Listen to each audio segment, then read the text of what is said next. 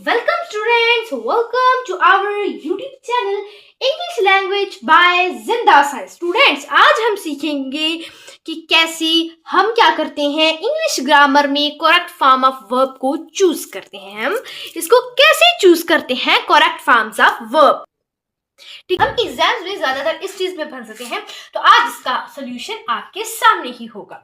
जिस तरह से अगर हम जुमला पढ़े, yesterday I dash a movie, ठीक है, हमें पता है वर्ब क्या, हमें सबने पता चल गया है कि वर्ब वाच ही है। ठीक है, वाच ही हमारे पास एक वर्ब है इसमें, लेकिन ये किस जमाने में है इसका हमने क्या करना है, पता लगाना है। इनमें से कोई हमें ऐसा जो है ट्रिक नजर नहीं आ रही, ऐसा पॉइंट, ऐसा नुक्ता नहीं नजर आ रहा जिससे हमें ये जान सके कि है तो वर्ब वाच ही, लेकिन वो किस टेंस में है। ठीक है, हमें अगर आप गौर से पढ़ें, ये क्या है, yesterday यानी गुजरा हुआ कल, तो क्या मतलब बना, यानी मैंने कल, गुजरे हुए कल में, यानी कि मैंने पास्ट में एक मूवी देखी थी। ठीक है, क्लियर हो गया जी। तो हमारे पास क्या हुआ, यहाँ हमारे पास हैव वॉच्ड नहीं आएगा। ये क्यों नहीं आएगा, ये क्रॉस हो गया। क्यों नहीं आएगा, क्योंकि ये पास्ट में कोई, देखिए पास्ट, इससे तो हमें ये जाहिर होगा ना कि ये पास्ट परफेक्ट है। ये क्या है, ये तो प्रेजेंट हो जाएगा। हमने तो यस्टरडे को देखी थी, ठीक है, हैव बीन वाचिंग यानी देखी भी थी और अब भी देख रहे हैं, यानी कितने घंटों से देख रहे हैं, टाइम वगैरह, ये प्रेजेंट परफेक्ट कॉन्टिन्यूस तो है नहीं। अच्छा, वाच्ड, ये भी क्रॉस, ये है, यानी वाच यानी पास्ट में हमने कोई एक मूवी देखी थी। हमें ट्रिक किसने दी, हमें किसने बताया कि हमने पास्ट में एक मूवी देखी थी, कब देखी थी, पास्ट में, किसी गुजरे हुए वक्त में हमें बताया yesterday ने। yesterday का मतलब होता है यानी कि गुजरा हुआ कल। ठीक है, हमें इस वर्ड ने बताया कि हमें ये सब ठीक लग रहे थे, क्योंकि हमने ऐसे ही तो सेंटेंस बनाए थे, हमें सब ठीक लगे थे, लेकिन आपने ध्यान रखना है कि ट्रिक, हम देखिए ट्रिक चूज करनी है। यहाँ टाइम है, टाइम क्या है, कल का टाइम है, पास्ट का टाइम है, तो इसको देखकर हमने ये अंदाजा लगाया, अंदाजा नहीं, हमने ये बताया कि ये पास्ट में ही काम हुआ है। तो यहाँ क्या है, वर्ब तो पता चल गया, क्योंकि सब में वाच। अब क्या, टेंस पता लगाना था। टेंस किससे लगा, इस ट्रिक से पता लगाया, तो क्या था, वाच्ड यानी पास्ट में कोई बात की गई थी। अब देख लेते हैं कि कुछ ऐसे टेंसेस होते हैं जिस तरह से प्रेजेंट इंडेफिनिट, पास्ट या present perfect continuous and past indefinite and future indefinite, जिनमें हमें कोई, ये ज्यादातर हमें इनमें ना पूछे जाते हैं इन क्वेश्चंस में। ठीक है, जिसमें हमें करेक्ट फॉर्म्स लगानी होती हैं, उसमें हमें ये ज्यादातर पूछे जाते हैं।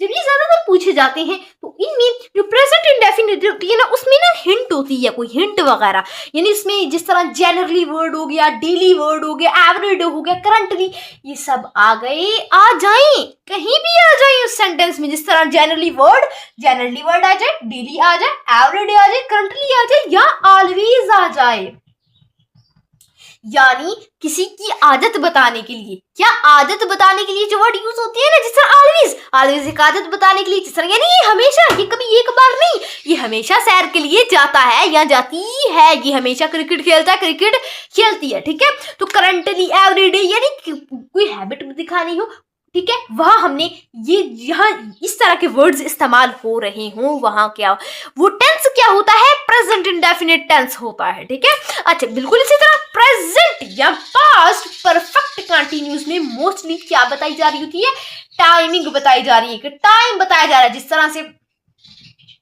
सिंस, लास्ट वीक, 1980, इस तरह से कुछ, yesterday, इस तरह से कुछ बताया जा रहा हो ना, टाइमिंग यहाँ, तो वो या तो पास्ट होता है या तो परफेक्ट कॉन्टिन्यूस होता है। ठीक है, जहां टाइमिंग बताई जा रही हो। ठीक है, उसके बाद पास्ट इंडेफिनिट की क्या पहचान होती है, पास्ट इंडेफिनिट की पहचान ये होती है कि वो जो सेंटेंस होगा उसमें हेल्पिंग वर्ब कौन सा लगाएंगे, कैसे चूज करेंगे।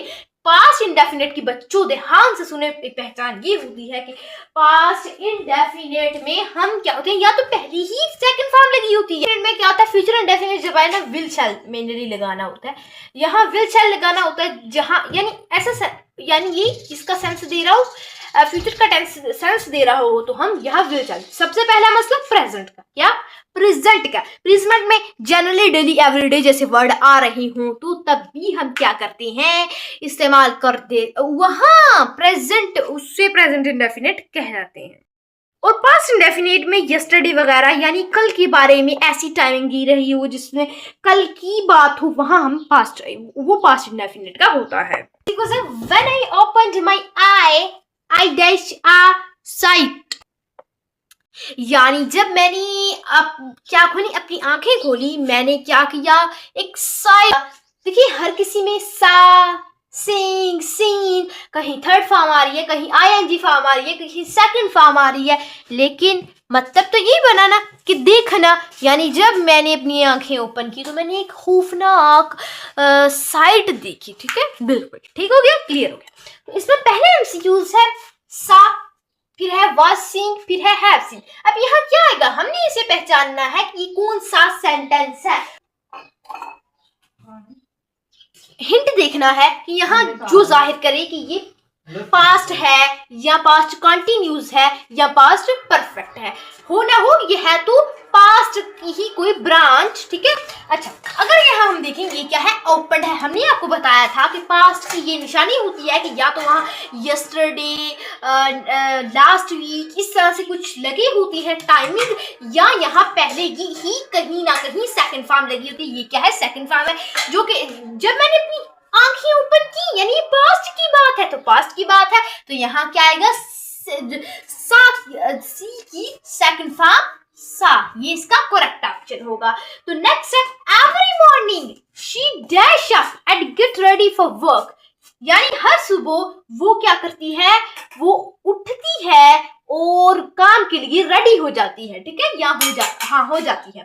ठीक है, यहाँ क्या है, एवरी मॉर्निंग। अगर हम यहाँ देखिए प्रेजेंट में हमने पढ़ा था कि यहाँ क्या है, एवरी मॉर्निंग यानी कोई रेगुलर, यहाँ तो रेगुलर ही तो है, ये आदत है एवरी मॉर्निंग, यानी हर सुबह कोई एक जो है दिन में ही नहीं वो उठी या उसने काम के लिए तैयारी की, बल्कि वो हर सुबह करती है, तो ये इसकी है एक हैबिट, उसकी एक आदत है। तो हमने पढ़ा था कि जब भी हम क्या करते हैं, प्रेजेंट में एवरी, ऑलवेज या करंटली वर्ड इस तरह के आए तो हमें पता लग जाना चाहिए कि ये प्रेजेंट का सेंटेंस है। तो हर एमसीक्यूज में एक हिंट छुपी होती है, वो हिंट इसकी ये है, यानी यहाँ एवरी वर्ड आया है जो कि ये रिप्रेजेंट कर रहा है कि ये प्रेजेंट का टेंस है। अगर प्रेजेंट का होगा क्यों आएगा, इज वीकिंग आएगा, वोकन आएगा या वीक्स आएगा। वैसे तो यहाँ वीक आना चाहिए, आप सोच रहे होंगे नहीं यहाँ वीक नहीं आएगा क्योंकि शी क्या है, एक सिंगुलर है। अगर प्रेजेंट में सब्जेक्ट सिंगुलर होगा तो यहाँ ईएस उसके एंड, बिल्कुल यहाँ ईएस आ गया, तो हो ना हो ये इसका वीक्स ही है। अब नेक्स्ट थर्ड वाला एमसी, उसका हेडमास्टर आपसे बात करना चाहता है या चाहता है। ठीक है, तो यहाँ क्या आएगा, यहाँ हमने ये अगर देखे तो ये हमें यानी उसका चाहता है ना, तो ये क्या हो, ये प्रेजेंट है, क्योंकि अगर आप एमसीक्यूज में देखें तो यहाँ कोई ऐसी फॉर्म नहीं लगाई गई कि जिससे रिप्रेजेंट को हो कि ये प्रेजेंट परफेक्ट है, क्या प्रेजेंट परफेक्ट है। और यहाँ ये दो हिंट रह गए, बाकी ये तो हो गया क्रॉस, ये तो हो नहीं सकता क्योंकि ये इससे रिप्रेजेंट हो ही नहीं रहा। अगर यहाँ थर्ड फॉर्म लगाई हुई होती तो तब रिप्रेजेंट होना था कि ये प्रेजेंट परफेक्ट है। लेकिन यहाँ अब दो हमारे पास एमसीक्यू दो रह गए ऑप्शंस जो है, वांट और वांट्स। ये हेडमास्टर है, हेडमास्टर एक है, दो तो नहीं एक है, तो क्या आएगा, वन हो सिंगल हो, तो यहाँ जब बी सिंगल हो तो वर्ब के आखिर में क्या आएगा, एस आएगा। तो ये हमारे पास वांट्स इसका करेक्ट ऑप्शन है। हमें इसमें इतना ज्यादा हिंट नहीं दिया, लेकिन इसके एमसीक्यूज में एक हिंट रखा गया था। यहाँ अगर हैव वांट होता, हैव वांट इसका करेक्ट ऑप्शन होता तो यहाँ थर्ड फॉर्म होनी थी।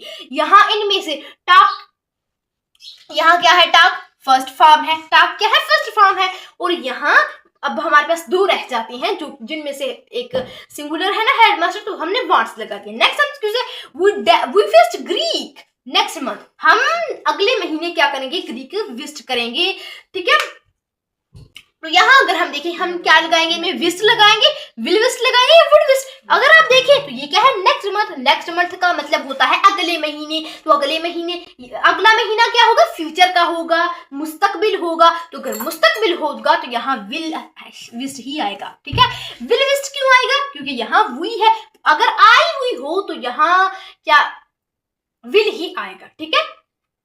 तो विल इसका करेक्ट ऑप्शन हो गया।